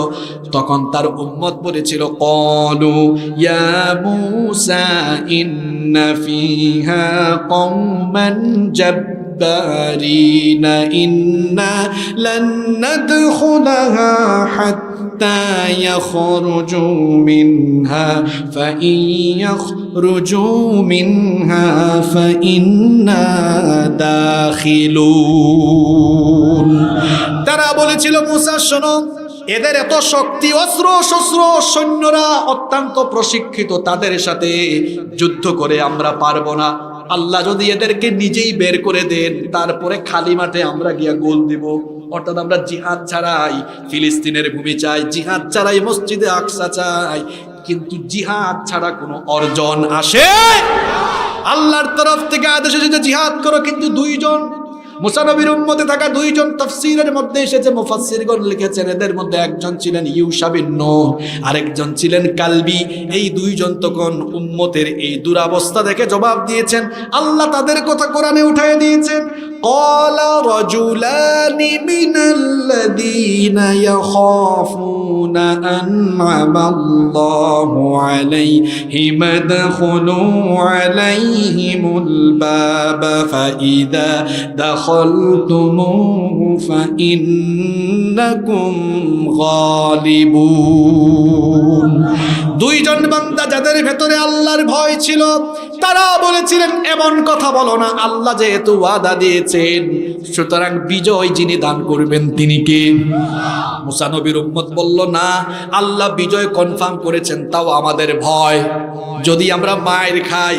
তারা তখন মুসা নবীকে জবাব দিয়েছিল, তারা বলেছিল, ক্বালা ইয়া মূসা ইন্না লান নাদখুলাহা আবাদাম মা দামু ফিহা ফাযহাব আনতা ওয়া রাব্বুকা ফাকাতিলা ইন্না হাহুনা কাঈদুন। তারা বলল, মূসা এরা থাকাকালীন আমরা যাব না, এদের সাথে যুদ্ধ করে আমরা পারবো না, কি শক্তি, এত অস্ত্র, এত ক্ষেপণাস্ত্র, আমরা যাব না। ফাযহাব আনতা ওয়া রাব্বুকা, তোমার আল্লাহ যেহেতু বলেছেন, তুমি আর তোমার আল্লাহ যাও, দুইজনে গিয়ে যুদ্ধ করো, আর আমরা এখানে দাঁড়ায় দাঁড়ায় দেখি। নাউযু বিল্লাহি মিন। আমাদের অবস্থাও যেন আজ মুসা নবীর উম্মতের মতোই হয়েছে। ফিলিস্তিনিরা তোমরা জিহাদ করো, আর আমরা মুসলিম বিশ্বের রাষ্ট্রপ্রধান আর মুসলিম বিশ্বের মুসলমানরা আমরা তাকায় তাকায় দেখি, আর মাঝে মাঝে একটু বিবৃতি আর ফেসবুকে লেখালেখি করি, ঠিক কি না? পরিণতি কি হয়েছে শোনেন। এরা বলেছে, মুসা তুমি আর তোমার আল্লাহ যুদ্ধ করো, আমরা পারবো না। গজব এসেছে কার তরফ থেকে? কষ্ট হচ্ছে আপনাদের? গজব এসেছে কার তরফ থেকে? কি গজব দেওয়া হলো শোনেন। আল্লাহ বললেন, ও মূসা শোনো শোনো, তোমার উম্মত তো জিহাদ করার আদেশ অমান্য করলো, তাদের জন্য আমার তরফ থেকে শাস্তি হলো, ফাইন্নাহা মুহাররামাতুন আলাইহিম আরবাউনা সানাতান ইয়াতিহুনা ফিল আরদ ফালা তা'সা আলাল কওমিল ফাসিকিন। আল্লাহ বললেন, মুসা তোমার এই জিহাদে না যাওয়া উম্মতের জন্য 40 বছরের জেল দিলাম। কত বছরের জেল? এখন এটা কি আমাদের দেশের কারাগারের মতো? শুনেন, তীর প্রান্তরে 40 বছর তাদেরকে বন্দী করে দেওয়া হলো। কিরকম? উদ্বাস্তুর মতো তারা চলাফেরা করতো। শুনেন যুবক ভাইয়েরা, শাস্তি কেমন দেওয়া হলো। এরা ভোরবেলা ফজরের সময় সকালবেলা হাঁটা আরম্ভ করতো মিশরের দিকে। কোন দিকে? মানে তাদের বাড়ির দিকে। তারা ফিলিস্তিনে যাবে না, তারা বাইতুল মুকাদ্দাস পুনরুদ্ধার করবে না, জিহাদ করবে না, উল্টা যাচ্ছে কোন দিকে? বাড়ির দিকে। কোন দিকে? মজা বোঝাই দিয়েছেন আল্লাহ। সকালবেলা হাঁটা আরম্ভ করে মিশরের দিকে, সন্ধ্যাবেলায় দেখে যেখান থেকে সকালে হাঁটা আরম্ভ করছে ওইখানে আবার আসছে, ঘুরে ফিরে ওইখানে আবার। কত বছর? কত বছর? এরা বুঝলো আমরা আর মিশরেও যাইতে পারবো না, অন্য কোথাও যাইতে পারবো, কারণ এই গজব ফিক্সড হয়ে গেছে কার তরফ থেকে? এরা তওবা করলো। যতই পাপ করুক না কেন বান্দা, তওবা করলে মাফ করে দেন কে? হ্যাঁ, অপরাধ করলে এলাকাবাসী সবাই মিলে শাস্তি দেয়। মানুষ অপরাধী খুঁজে শাস্তি দেওয়ার জন্য, আর আমার আল্লাহ অপরাধী খুঁজেন তাকে মাফ করার জন্য। সুবহানাল্লাহ। কত পাপ করেছেন যুবক ভাইরা, তওবা করে ফেলুন, মাফ করে দিবেন কে? এরা তওবা করলো, আল্লাহ বললেন তওবা কবুল করব, ঠিক আছে, কিন্তু জিহাদ থেকে নাজাত নাই, জিহাদ করতেই হবে। মুসলমান জিহাদ করবে। অনেকে আবার প্রশাসন কিংবা মিডিয়ার ভাইয়েরা থাকলে উল্টাপাল্টা বুঝবেন না। জিহাদ একটি পবিত্র শব্দ। জিহাদ নামাজ রোজার মতোই পবিত্র শব্দ। জিহাদ আর সন্ত্রাস এক জিনিস নয়। জিহাদ এসেছে সন্ত্রাসকে নির্মূল করে দেওয়ার জন্য। জিহাদ আর সন্ত্রাস এক জিনিস নয়। আল্লাহ বললেন মাফ করব, ঠিক আছে, কিন্তু জিহাদ করাই লাগবে। ইউশা বিন নুন আলাইহিস সালামের নেতৃত্বে, ঘটনা কি শুনতেছেন আপনারা? ইউশা বিন নুন আলাইহিস সালামের নেতৃত্বে এবার তারা গেল ফিলিস্তিন পুনরুদ্ধার করবে। কাদের বিরুদ্ধে যুদ্ধ? আমালেকা। কাদের বিরুদ্ধে? শক্তি তখন ওই জামানায় তাদের কম না বেশি? সবচাইতে বদরে মুসলমানদের শক্তি ছিল কম না বেশি? কথা কন না কেন? সংখ্যা কত? 300। কাফির কত? কাফিররা পারছে? কাফিরদের অস্ত্র বেশি না কম? প্রশিক্ষিত সৈন্য কম না বেশি? মুসলমানের কিচ্ছু নাই, 313 জন। অনেকের পায়ে স্যান্ডেলও নাই, কাপড় চুপড়ও ঠিকঠাক নাই, একেবারে জরাজীর্ণ অবস্থা, দুর্বল, অস্ত্রশস্ত্রও নাই। কিন্তু আল্লাহ বলেছেন যাও নবী, ফেরেশতা পাঠাইয়া কাফেরদের উপর বিজয় দিব। সুবহানাল্লাহ। এজন্য বলেছি পৃথিবীতে মুসলমানের বিজয় এসেছে অস্ত্র দিয়ে নয়, ঈমান আর আল্লাহর সাহায্য দিয়ে। ঠিক কিনা? ইউশা বিন নুন গেলেন, যুদ্ধ আরম্ভ করলেন। যুদ্ধ করতে করতে করতে করতে বিজয়ের দ্বার প্রান্তে মুসলমানরা চলে আসছে। সুবহানাল্লাহ পড়েন। আমালেকারা অবাক, কি ব্যাপার, এদের অস্ত্র শস্ত্র নাই, তাও আমরা পরাজিত হয়ে যাচ্ছি কেন? তারা তাকায় দেখলো যুদ্ধের ময়দানে শুধুমাত্র মুসা নবীর উম্মতরাই না, ঝাঁকে ঝাঁকে আল্লাহ ফেরেশতা পাঠিয়েছেন বলে ফেরেশতাদের সাথে তারা কুলাতে পারছে না। আপনাদের কি মনে হয় আফগানিস্তান থেকে যে ব্রিটিশরা পালিয়ে গিয়েছে, এমনি এমনি পালায় যায় নাই? অনেক অস্ত্র শস্ত্র ছিল আফগানিদের কাছে, তো পায়ে অনেকের স্যান্ডেলও ছিল না, স্যান্ডেলও ছিল না। ঈমান নিয়ে দেশের জন্য, দিনের জন্য লড়াই করেছে। ব্রিটিশরা পর্যন্ত তাদের দেশ থেকে পালিয়ে যেতে বাধ্য হয়েছে। ফিলিস্তিনিরা দেখায় দিয়েছে, আগে তারা পাথর নিক্ষেপ করে প্রতিহত করত, এখন যুগের পর যুগ ধরে মার খেতে খেতে এমন অস্ত্র বানিয়েছে। ইসরায়েলিরা তাদের প্রোটেকশনের জন্য আয়রন ডুম বানিয়েছে, আয়রন ডুম দিয়েও রক্ষা হয় নাই। ফিলিস্তিনিরা ইসরায়েলিদের উপর হামলা চালিয়ে দেখায় দিয়েছে মুসলমানরা আল্লাহ ছাড়া কাউকে ভয় পায় না। প্রিয় ভাইয়েরা,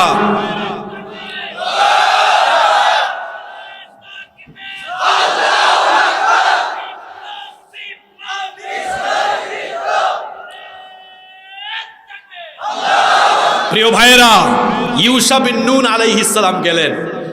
মনে আছে তো ঘটনা? যুদ্ধ করতে করতে বিজয়ের দ্বার প্রান্তে, কিন্তু দিনটা ছিল জুমার দিন। কোন দিন? জোরে বলেন, কোন দিন? আসরের ওয়াক্ত হয়ে যাচ্ছে। এখন সন্ধ্যা হয়ে গেলেই ওইটা কোন রাত, কোন দিন শুরু হবে? শনিবার। কোন দিন? সেই সময়ে শনিবার ছিল পবিত্র দিন। এজন্য সন্ধ্যা হয়ে গেলে শনিবার থেকে যুদ্ধ বিগ্রহ সব কি হয়ে যায়। এখন তো ইউশা বিন নুন আলাইহিস সালাম, এটা বুখারী শরীফের হাদিস, শুনেন। ইউশা বিন নুন আলাইহিস সালাম অবাক হয়ে গেলেন, যুদ্ধের বিজয় প্রান্তে চলে আসলাম, এখন যুদ্ধটা যদি স্থগিত হয়, আরো একদিন পরে যুদ্ধ শুরু হয়, এরা যদি আবার পাল্টা হামলা চালায়। হাত তুললেন কার কাছে? পৃথিবীতে একজন মানুষের দোয়া কবুল করে পৃথিবীতে একবার সূর্যকে থামিয়ে দেওয়া হয়েছে। সুবহানাল্লাহ কইতে মন চায় না? পৃথিবীতে একবার আল্লাহ সূর্যকে থামিয়ে দিয়েছিল। ইউশা বিন নুন দোয়া করেছেন, আল্লাহ তোমার ঘরকে কাফিরদের থেকে পুনরুদ্ধার করতে আমরা জিহাদের উদ্দেশ্যে এসেছি। সন্ধ্যা হয়ে যাচ্ছে, আমরা তোমার গোলাম, সূর্য তোমার গোলাম, সুতরাং সূর্যকে আদেশ করো সূর্য যেন থেমে যায়, সূর্য যেন থেমে যায়, আমরা যেন মসজিদে আকসাকে পুনরুদ্ধার করতে পারি। মুজাহিদদের এই তামান্না আল্লাহ কবুল করেছেন, সূর্যকে আল্লাহ থামিয়ে দিয়েছেন। সন্ধ্যা হওয়ার আগেই মুসলমানরা মসজিদে আকসা পুনরুদ্ধার করেছে। আল্লাহু আকবার। তাহলে সিরাজগঞ্জবাসী, বলেন দেখি, মসজিদে আকসা আগের যুগেও পুনরুদ্ধার হয়েছে অস্ত্র দিয়ে না ঈমান দিয়ে? আর কার সাহায্য দিয়ে? আল্লাহর কসম করে বলছি, ফিলিস্তিনে এখন যে জুলুম চলছে, নির্যাতন চলছে, এবং মসজিদে আকসাকে ইসরায়েলি ইহুদিরা যে দখল করে রেখেছে, তামাম দুনিয়ায় আমাদের সংখ্যা প্রায় 200 কোটি। তামাম দুনিয়ার 200 কোটি মুসলমানরা ঐক্যবদ্ধ হয়ে যদি একবার শুধু এদের বিরুদ্ধে কথা বলা আরম্ভ করে, আমার তো মনে হয় জিহাদ লাগবে না, মধ্যপ্রাচ্যের মুসলিম রাষ্ট্রগুলো একজোট হয়ে ইসরায়েলের বিরুদ্ধে কথা বললে ভূমধ্যসাগরে ইহুদিরা ভেসে যাবে। কিন্তু আজ দুঃখ লাগে, আফসোস লাগে, কাফির কাফির ভাই ভাই হয়ে গেছে, কিন্তু মুসলমানরা একজোট হতে পারছে। কাফির কাফির কেমনে ভাই ভাই হয়েছে? ইসরায়েলের ইহুদিদের পক্ষ নিয়েছে মার্কিন প্রেসিডেন্ট জো বাইডেন, রণতরী পাঠিয়েছে, সাহায্য করছে। ফ্রান্সের প্রেসিডেন্ট আরেক খবিশ, আরেক শয়তান, ইমানুয়েল ম্যাক্রো, তাদের পক্ষ নিয়েছে। কানাডার প্রেসিডেন্ট জাস্টিন ট্রুডো ইসরায়েলিদের পক্ষ নিয়েছে। আরেক বেটা, তার নিজের পায়ের তলায় জুতা, তার নিজের পায়ের তলায় মাটি নাই। ইউক্রেনের প্রেসিডেন্ট জেলেনস্কি, পুতিন বাবাজির গুতা খাইছে ভালো মতো, তার নিজের পায়ের তলায় মাটি নাই। সে বলেছে আমরা ইহুদিদের সাথে আছি। এই যে কাফির কাফির, জুড়ে বলতে হবে, কাফির কাফির, কাফির কাফির। আমাদের দেশের এক শায়েক দেখলাম 3-4 দিন আগে আকীদা নিয়ে কথা বলতেছে। কি নিয়ে? আকীদা নিয়ে, সালাউদ্দিন আইয়ুবীর আকীদা নিয়ে। সালাউদ্দিন আইয়ুবীকে চিনেন আপনারা? সুলতান সালাউদ্দিন আইয়ুবী মসজিদে আকসাকে ক্রুসেডারদের থেকে তিনি পুনরুদ্ধার করেছেন। সুবহানাল্লাহ। তার আকীদা নিয়ে কথা বলছেন, ফিলিস্তিনিদের আকীদা নিয়ে কথা বলছেন। ওই যে কাজী নজরুল ইসলাম কবিতা লিখেছিলেন, কি জানি, বিবি তালাকের ফতোয়া খুঁজি না, বিশ্ব যখন এগিয়ে চলেছে আমরা তখন বসে বিবি তালাকের ফতোয়া খুঁজি, ফেকার কিতাব। আমাদের অবস্থা হয়েছে এমন, আমরা এখন চক্ষু বন্ধ করে অনেকে জিকির করছি, কেউ বা আবার আকীদার ক্লাস করাচ্ছি, আকীদা বুঝাচ্ছি, আর অন্যদিকে মুসলমানদের উপরে কারবালা চলছে। কিসের জিকির আর কিসের আকীদার বিতর্ক করেন? মুসলমানদের পক্ষে এখন দাঁড়িয়ে যাওয়া লাগবে, ঠিক কিনা? কিসের জিকির আর ফিকির? এখন জিকির ফিকিরের টাইম নাই। তামাম দুনিয়ার মুসলমানদেরকে কাফেরদের বিরুদ্ধে এক হয়ে যাওয়ার সিদ্ধান্ত নিতে হবে, ঠিক কিনা? প্রিয় সিরাজগঞ্জবাসী, প্রিয় সিরাজগঞ্জবাসী, শোনেন, কি জানে বলছিলাম, কোন জায়গায় ছিলাম জানি আমরা? সূর্য থেমে গেল, আল্লাহ বিজয় দিয়ে দিলেন। ও কাফির কাফির, কাফির কাফির। আমরা কি করেছি মুসলমানরা? কেউ বা আবার নিজের দেশের জনগণের কথাবার্তা থেকে নিজেকে সেফ রাখার জন্য বিবৃতি দিয়েছেন, কেউ বা আবার একটুখানি কথা বলেছেন, অথচ উচিত ছিল ফিলিস্তিনিদের পক্ষ নিয়ে সবাই বলা। একটা তো আছে জাতিসংঘ, এটার নাম কেন যে জাতিসংঘ দিয়েছে আমি বুঝি না, কারণ এটা এরা জাতিসংঘের নাম দিয়ে সব কাজ করে, সব সময় তারা মুসলমানদের বিরুদ্ধে। এটার আসল নাম হওয়া উচিত মুসলিম জাতি নিধন সংঘ, কারণ এরা কাশ্মীরের নির্যাতিতদের পক্ষে কথা বলে না। এরা Chechnya, Bosnia, Iraq, Lebanon, Syria, ফিলিস্তিন সহ নির্যাতিতদের পক্ষে এরা কখনো কোনো কথা বলে? কাফির কাফির, কাফির কাফির। মুসলমান মুসলমানও কি হওয়া লাগবে? এক হওয়া লাগবে। বুখারীর হাদিসে নবীজি বলেছেন, আল মুমিনু লিল মুমিনি কাল বুনিয়ান। মুমিনের সাথে মুমিনের সম্পর্ক হবে একটা দেয়ালে থাকা পারস্পরিক ইটের গাঁথুনির মতো। যদি সব মুসলমান পারস্পরিক লাগোয়া ইটের মতো এক থেকে একটা প্রাচীর তৈরি করতে পারে, সীসা ঢালা প্রাচীরের মতো যদি ঐক্যবদ্ধ হয়ে যেতে পারে, দুনিয়ার কুফফাররা এই দেওয়ালকে কখনো ভেদ করতে পারবে না ইনশাআল্লাহ। যুবক ভাইদেরকে বলছি, এখানে যুবকের সংখ্যা অনেক বেশি দেখা যাচ্ছে, যুবকদের ওয়াজ চলে এসেছে। যুবকরা রেডি তো?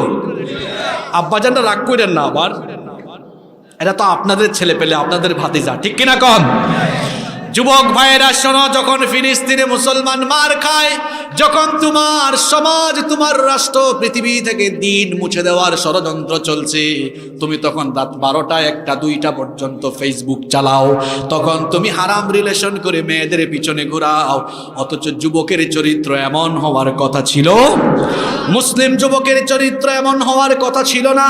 মুসলিম যুবক তো থাকবে এমন দিনের পক্ষে সারাক্ষণ চিন্তা করবে, দিন বিজয়ের জন্য সারাক্ষণ চিন্তা করবে, কাজ করবে। আরেকটা ঘটনা আমার মনে পড়ে গেল, ঘটনাটা কি বলবো? ঘটনাটা বলবো। যুবক ভাইয়েরা শুনেন, আপনাদের মতো একজন যুবক ছিলেন হযরত জুলাইবিব রাদিয়াল্লাহু আনহু। জুলাইবিব আরবি শব্দ, এর অর্থ হলো ক্ষুদ্র পূর্ণতাপ্রাপ্ত, বেটে মানুষ ছিলেন। তার আরেকটা নাম ছিল দামিম। দামিম মানে হচ্ছে কুৎসিত, কালো। হযরত জুলাইবিব রাদিয়াল্লাহু আনহু তিনি অত্যন্ত বেটে ছিলেন, চেহারা সুন্দর ছিল না, গায়ের চামড়া ছিল কুচকুচে কালো, কালো রঙের মানুষ ছিলেন, চেহারা সুন্দর ছিল না, তার ঘর বাড়িও ছিল না, অত্যন্ত গরিব মানুষ ছিলেন। মসজিদে নববী, নবীজির মসজিদের আশপাশেই তিনি আশ্রয় নিয়েছেন, আহলে সুফায় থাকতেন, মাটি ছিল তার বিছানা। ও যুবক ভাইয়েরা শুনেন, মাটি ছিল তার বিছানা, আসমান ছিল শামিয়ানা। আহারে, খাবার দাবারও খেতে পারতেন না। কোনো মানুষ যখন খাবার খেয়ে ফেলে দিত, উচ্ছিষ্ট খাবারগুলো খেয়ে কোনোভাবে তার ক্ষুধা নিবারণ করতেন। যেদিন খাবার পেতেন না, ওই দিন তিনি উপাস থাকতেন। আবার কুয়া থেকে হাতের অঞ্জলি দিয়ে সামান্য পানি নিয়ে পানি পান করতেন। পানির একটা পাত্র তার কাছে ছিল। গায়ে যে কাপড় চোপড় ছিল, ছেঁড়া কাপড়, ময়লা কাপড়, চুলগুলো উস্কো খুস্কো। তিনি কারো কাছে তেমন একটা পরিচিত নন। একদিন নবীজি মসজিদে নববীতে কিছু সাহাবীদেরকে নিয়ে বসা। জুলাইবিব রাদিয়াল্লাহু আনহু হেঁটে যাচ্ছেন। নবীজি তার পাশে থাকা সাহাবীদেরকে বললেন, তোমরা কি আমার ওই সাহাবীকে চিনো নাকি? তারা বলল, না, আমরা তাকে চিনি না। নবীজি বললেন, তোমরা না চিনলেও আমি তাকে চিনি। দেখেন নেতৃত্বের বৈশিষ্ট্য কেমন। একেবারে একজন ছোট্ট কর্মী পর্যন্ত তার খবর রাখতেন মুহাম্মদ সাল্লাল্লাহু আলাইহি ওয়াসাল্লাম। নবীজি বলছেন, আমি তাকে চিনি, সে হলো আমার জুলাইবিব। নবীজি ডাক দিলেন, বললেন, হে জুলাইবিব, তুমি তো অবিবাহিত, তুমি কি বিয়ে করবে না? যুবক ভাইরা, অবিবাহিত এখানে আছে না নাই? বিবাহের দরকার আছে না নাই? শোনেন, নবীজি জুলাইবিবকে বললেন, জুলাইবিব, তুমি কি বিয়ে করবা না? জুলাইবিব রাদিয়াল্লাহু আনহু জবাব দিলেন, আমাকে কোন পিতা, কোন মাতা, কোন মা বাপ তার মেয়ে দিবে? আমার ধন সম্পদ নাই, ঘর বাড়ি নাই, কিচ্ছু নাই। আমি আখিরাতের অপেক্ষায় আছি। আখিরাতে আল্লাহ আমাকে জান্নাতের হুর দান করবেন। সুবহানাল্লাহ। নবীজি তাকে ছেড়ে দিলেন। দ্বিতীয় দিন আবার জুলাইবিবকে ডাকলেন, ডেকে বললেন, হে জুলাইবিব, তুমি কি বিয়ে করবা না? জুলাইবিব বললেন, ওগো আল্লাহর নবী, কে আমাকে বিয়ে করবে? আমার তো ধন দৌলত, ঘর বাড়ি কিচ্ছু নাই। নবীজি বললেন, তুমি কি বিয়ে করবা না? জুলাইবিব উত্তর দিলেন না, বলেন, আখিরাতের অপেক্ষায় আছি। তৃতীয় দিন নবীজি আবার জুলাইবিবকে ডাকলেন। শুনতেছেন তো? তৃতীয় দিন বললেন, হে জুলাইবিব, তুমি কি বিয়ে করবা না? জুলাইবিব একই কথা বললেন, বলেন, আখিরাতের অপেক্ষায় আছি। দুনিয়ায় কেউ আমার কাছে তার মেয়ে বিয়ে দিবে না। নবীজি বলেন, আমার কাছে আসো। জুলাইবিবকে বললেন, শোনো, আমার ওই আনসারী সাহাবীর বাড়িতে যাও, তার ঘরে একটা মেয়ে আছে। তুমি কি ওই আনসারী সাহাবীকে বলো, রাসূল আমাকে পাঠিয়েছেন, বিয়ের প্রস্তাব নিয়ে এসেছি। জুলাইবিব ওই বাড়িতে গেলেন, দরজায় নক করলেন। আনসারী সাহাবী দরজা খুলে দিলেন। মদিনার যত আনসারী সাহাবী ছিলেন, সকল আনসারী সাহাবীদের মধ্যে এই আনসারী সাহাবীর মেয়ে সবচাইতে সুন্দরী ছিল। সুবহানাল্লাহ। অন্যদিকে জুলাইবিবের চেহারা কালো না ফর্সা, লম্বা না খাটো? দেখেন, নবীজি বললেন, যাও। গেলেন, আনসারী সাহাবী দরজা খুলে দিলেন, বললেন, তুমি কে? জুলাইবিব পরিচয় দিলেন। বুঝলাম কেন এসেছো। জুলাইব বললেন, রাসূল আমাকে পাঠিয়েছেন। কেন পাঠিয়েছেন? রাসূল প্রস্তাব দিয়েছেন, আপনাদের মেয়েকে আমি বিয়ে করতে চাই। আনসারী সাহাবী বললেন, তোমার ঘর নাই, বাড়ি নাই, ধন নাই, সম্পদ নাই, আমার মেয়েকে বিয়ে করলে খাওয়া বাকি। ভেতরে তিনি গেলেন, বললেন, দাঁড়াও, আমি একটি স্ত্রীর সাথে পরামর্শ করি। স্ত্রীও বললেন, না, এমন ছেলের কাছে আমরা মেয়ে বিয়ে দেব না। তারা জুলাইবিবকে যখন না করে বিদায় দিচ্ছেন, ভেতর থেকে তাদের কন্যা, তাদের মেয়ে সব শুনে ফেলতেছেন। মেয়ে বললেন, হে বাবা, আমার মা, শোনো, কিভাবে তোমরা আল্লাহর রাসূল রাসূলের প্রস্তাব ফিরাইয়া দিচ্ছ, যেখানে আল্লাহর রাসূল নিজেই বিয়ের প্রস্তাব দিয়েছেন। আল্লাহু আকবার। তোমরা না মানলেও আমি এই বিয়েতে রাজি হয়ে গেলাম, আল্লাহর রাসূলের পছন্দই আমার পছন্দ। সুবহানাল্লাহ। বাপ মা বললেন, মা গো আমার, দরজার ভেতর থেকে বলতেছো রাজি হয়েছো, দরজাটা খুলে বাইরে এসে দেখো ছেলেটা কেমন, একদম কালো, কুচকুচে কালো, ধন দৌলত কিচ্ছু নাই, উস্কো খুস্কো চুল নিয়ে এসেছি, ছেঁড়া জামা কাপড় নিয়ে এসেছি। মেয়ে বললেন, সে যদি দেখতে কালো হয়, তার গায়ের চামড়া যদি অসুন্দর হয়, ধন দৌলত নাও থাকে, অসুবিধা নাই, কারণ রসুল আমার জন্য যাকে ঠিক করেছেন সেখানেই আমার জন্য বরকত থাকবে। বলেন তো, বিয়ের ক্ষেত্রে ধন দৌলতকে প্রাধান্য দিলেন নাকি দিনদারিতাকে প্রাধান্য দিলেন? যুবক ভাইয়েরা তো এখন দেখে কোন মেয়েটা মেকআপ মারছে একটু বেশি, কোন মেয়ের বাপের টাকা বলে জিকির আজকার তাসবিহ তাহলিল করে দিন মানে, এমন মেয়েকে বিয়ে করে সংসার শুরু করলে ঘরটাতে বরকত দিয়ে ভরপুর করে দিবেন কে? বিয়ে করে নাই কে কে দেখে একটু হাত তুলেন। সব মিসকিনরা একসাথে বসছে এই সাইডে, হাত নামান। এদিকেও আছে কিছু মিসকিন, বললাম তোমরা আবার রাগ করো না। মিসকিন মানে নিঃস্ব আর কি, যার এখনো নাই। তবে আমরা দোয়া করছি, আল্লাহ এই অবিবাহিত ভাইদেরকে নেককার দিনদার জীবন সঙ্গিনী দান করে দিও। বলে না আমিন। ঘটনা ভুলে যাইয়েন না, কোন জায়গায় ছিলাম মনে আছে তো? মনে আছে? বললেন, আল্লাহর রাসূলের সিদ্ধান্তকে মেনে নিলাম। বিয়ে হয়ে গেল। শোনেন আবার, বিয়ে হয়ে গেল, বাসর রাত, ফুলসজ্জার রাত। একজন ছেলে আর মেয়ের জন্য বিয়ের প্রথম রাত হলো গুরুত্বপূর্ণ, কম না বেশি? এই রাতের জন্যই তো একটা ছেলে আর একটা মেয়ে দীর্ঘ বছর ধরে অপেক্ষমান। এখন জুলাই বিবার তার স্ত্রী ফুলসজ্জার রাতে দুজনে কাছাকাছি কথাবার্তা বলছেন, প্রেম ভালোবাসা বিনিময়ের মুহূর্ত। ঠিক ওই সময়ে দরজার বাহিরে থেকে আওয়াজ শোনা গেল, আইনা জুনুদুল্লাহ, আল্লাহর সৈনিকরা কোথায়? জিহাদের ডাক চলে এসেছে, জিহাদের ডাক চলে এসেছে। তীরের শলা থেকে যেমন ধনুকটা ছিটকে বের হয়ে যায়, জুলাই বিপ্তার স্ত্রীর কাছ থেকে সাথে সাথে ছিটকে পড়লেন, তার স্ত্রী থেকে সরে পড়লেন, তরবারি হাতে নিয়ে বের হয়ে গেলেন। স্ত্রী বলছেন, বাসর রাতে আমাকে রেখে কোথায় যান? স্বামী বলছেন, জিহাদের ডাক এসেছে, আল্লাহর রাস্তায় জীবন দেওয়ার জন্য রাসূলের আহ্বানে চলে যাচ্ছি। সুবহানাল্লাহ। যুবক ভাইয়েরা তো ফেসবুকই ছাড়তে পারে না, যদি বলা হয় গার্লফ্রেন্ড ছাড়ো, নামাজি ছেলেদের সাথে নামাজ পড়ো, কোরআনের বৈঠকে বসো, ইসলামী সাহিত্য পড়ো, কোরআনের ছেলেদের সাথে কোরআনের মিছিলে যাও, তাহলে দেখা যায় যুবকরা তারা হারাম রিলেশন ছাড়তে পারে না। যুবক ফেসবুক ছাড়তে পারে না। আপনিও যুবক, জুলাই যুবক, বাসর ঘরে নিজের নতুন সুন্দরী বিবিকে রেখে দিয়ে জিহাদে চলে গিয়েছেন। আল্লাহু আকবার। তুমুল লড়াই শুরু হয়ে গেছে। যুদ্ধ যখন শেষ হয়ে গেল, নবীজি যুদ্ধের ময়দানে আসলেন। যুদ্ধের ময়দানে এসে নবীজি বললেন, সকল শহীদ সাহাবীদের লাশগুলো আমার সামনে আনো। শহীদ সকল সাহাবীদের লাশগুলো সামনে আনা হলো। নবীজি বললেন, সবার লাশই তো আনলা, আমার হাবিব কোথায়? সাহাবীরা অবাক, আপনার হাবিব? হাবিব মানে হলো বন্ধু, হাবিব মানে কি? সাহাবীরা বললেন, মান হাবিবুকা ইয়া রাসূলুল্লাহ সাল্লাল্লাহু আলাইহি ওয়াসাল্লাম, কে আপনার হাবিব, কে আপনার বন্ধু?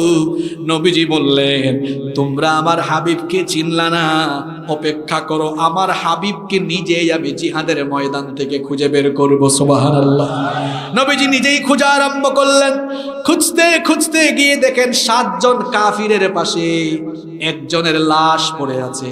নবীজি লাশের কাছে গেলেন, গিয়ে দেখলেন এটাই তার হাবিব জুলাইবিব। দেখলেন চেহারা ধুলা মলিন হয়ে আছে, অসংখ্য আঘাতের জন্য তার শরীরের মধ্যে আছে। নবী করিম সাল্লাল্লাহু আলাইহি ওয়াসাল্লাম জুলাইবকে দেখে বসে গেলেন। জুলাইবের লাশ তিনি তার কোলে নিলেন, তার মাথাটাকে নবীজি তার উরু মুবারকের উপরে রাখলেন, উরু মুবারকের উপরে রাখলেন, আর সাহাবীদেরকে লক্ষ্য করে বললেন, সাহাবীরা আমার হাবিবকে দেখো, এটা হচ্ছে আমার হাবিব। আর নবীজি বললেন, হে জুলাইবি, তুমি আমার, আমি তোমার। আর এখন ছেলেরা অবৈধ রিলেশন করে আর ফোনে বলে আমি তোমার তুমি আমার।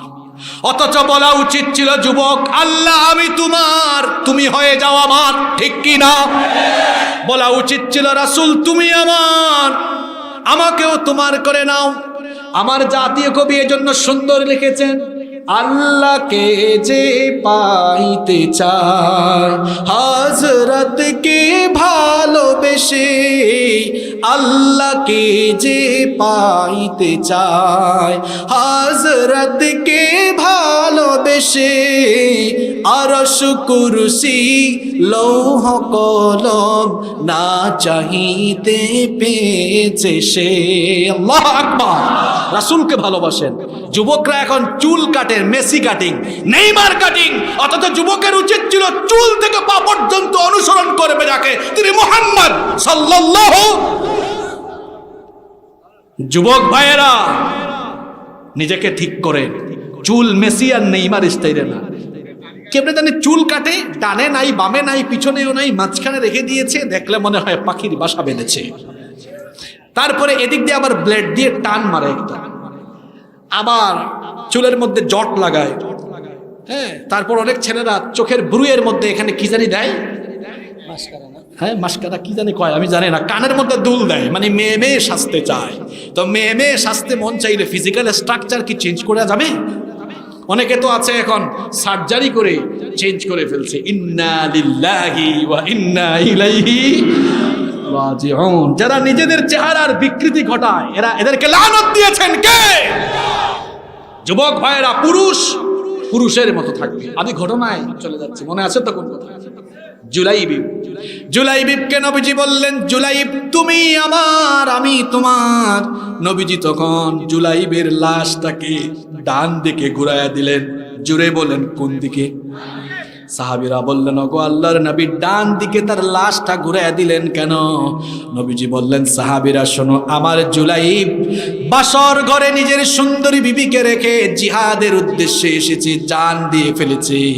সে দুনিয়ার সুন্দর স্ত্রীকে জিহাদের জন্য, আল্লাহর জন্য, রাসূলের জন্য পরিত্যাগ করেছে।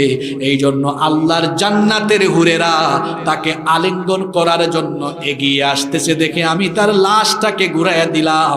কারণ আমার জুলাইবি অত্যন্ত লজ্জাশীল ছিল, লজ্জা লাগবে, আত্মসম্মানী মানুষ। এই জন্য জুলাইবের লাশটাকে ডান দিকে ঘুরাইয়া দিলাম। যুবক ভাইয়েরা, মেয়েদের পিছনে ঘুরো না, আল্লাহর দ্বীনের পক্ষে দাঁড়িয়ে যাও, দ্বীনের পক্ষে চলে যাও, জান্নাতের হুরেরা তোমাদের জন্য অপেক্ষা করবে, ঠিক কি না? জুলাইবের মতো যুবকদের কাজ হওয়া লাগবে।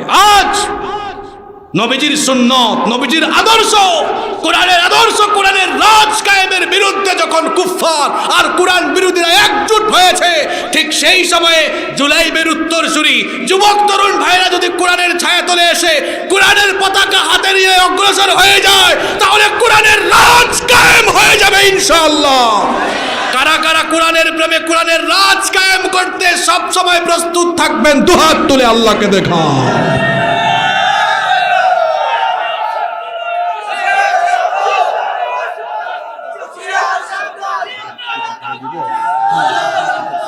বললেন একটু মোটামুটি